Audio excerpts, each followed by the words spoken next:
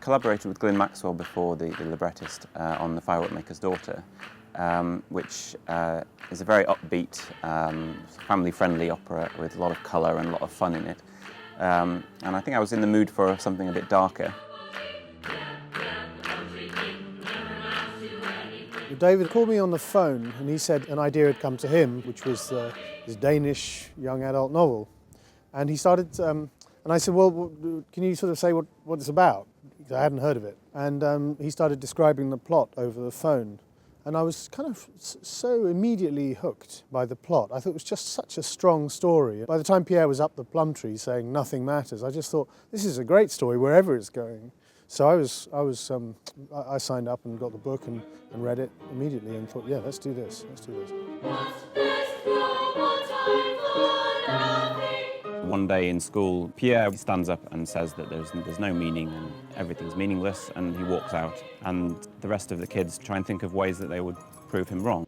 The thing that struck me straight away about it was the fact that there was space for the music within it, because it's a story where the young people try to work out what meaning is, and I felt like this was a perfect space for the music to come in, because music has a way of speaking about these things and addressing issues without giving you a concrete answer, but can say much more complex things, sometimes contradictory things within the same phrase. So that immediately felt like a reason for doing it as an opera.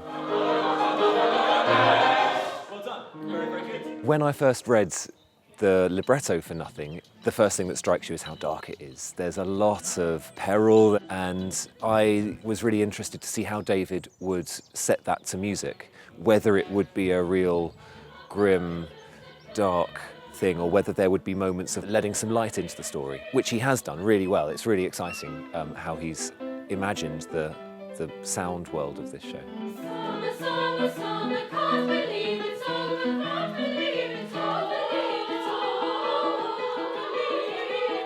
With the adaptation, it always has to go through quite an extensive process to become a stage work, and I think luckily most novelists understand that.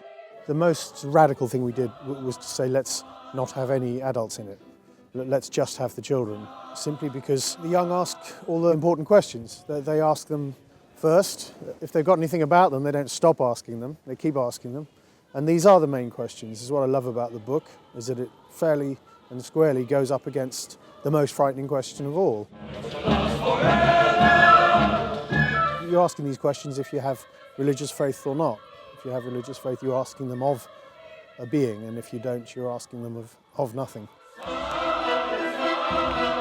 I always find that significant, but it's really significant in terms of this project. The young singers and the young musicians, they've all found this sort of meaning in this thing that they do. That's in itself an answer to the terrible question of what's it all for. So I think that's something that's really electric about this project, that everyone is answering it just by participating in it.